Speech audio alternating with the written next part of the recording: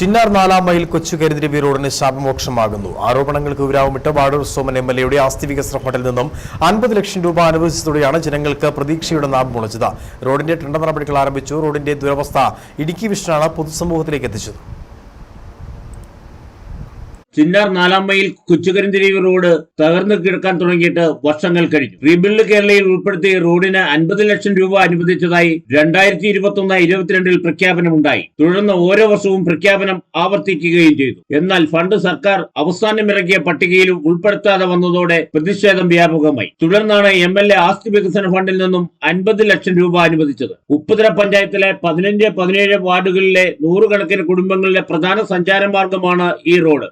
മാത്രമല്ല തേക്കടി വാഗോൺ വിനോദസഞ്ചാര കേന്ദ്രങ്ങളെ ബന്ധിപ്പിക്കുന്ന ഏറ്റവും ദൂരം കുറഞ്ഞ പാത കൂടിയാണിത്. കട്ടപ്പന കുട്ടിക്കാനം മലയോര ഹൈവേയിലെ ചിന്നാർ 4-ാം മൈൽ വഴി എളുപ്പത്തിൽ വാഗോൺ മൊട്ടക്കുന്നിലെത്താം. എന്നാൽ റോഡ് തകർന്നതോടെ വർഷങ്ങളായി ഇതുവഴി വിനോദസഞ്ചാരികൾ എത്താതായി. വിനോദസഞ്ചാരികളെ പ്രതീക്ഷിച്ച് നാട്ടുകാർ നിരവധി വഴിയോര സ്ഥാപനങ്ങൾ തുടങ്ങിയിരുന്നു. റോഡ് തകർന്നതോടെ ഇവയെല്ലാം നിർത്തി. ഓട്ടോ, ജീപ്പ്, ടാക്സികൾ ഇരട്ടിക്കൂലി നൽകിയാലും ഇതുവഴി വരാതെയായി. നാട്ടുകാരുടെ നിരന്തര സമ്മർദ്ദത്തെ തുടർന്ന് 2 പ്രാവശ്യമായി ഉപ്പുതറ പഞ്ചായത്ത് 30 ലക്ഷം രൂപ ചെലവഴിച്ച് 4-ാം മൈൽ മുതൽ കുറെ ഭാഗം യാത്രായോഗ്യമാക്കി. ഇടുക്കി വിഷൻ നിരവധി തവണ റോഡിന്റെ ദുരവസ്ഥയെപ്പറ്റി നാട്ടുകാരുടെ കഷ്ടപ്പാടും വാർത്തയാക്കിയിരുന്നു. ഇതേ തുടർന്ന് അവസാന ഭാഗം പണിയാൻ എംഎൽഎ 50 ലക്ഷം രൂപ അനുവദിക്കുകയായിരുന്നു. പൊതുമരാമത്ത് വകുപ്പ് എസ്റ്റിമേറ്റ് എടുത്ത് ടെൻഡർ നൽകി റോഡ് പണി എത്രയും വേഗം പൂർത്തിയാകുമെന്ന പ്രതീക്ഷയിലാണ് നാട്ടുകാർ. Idukki vision news, Upputhara.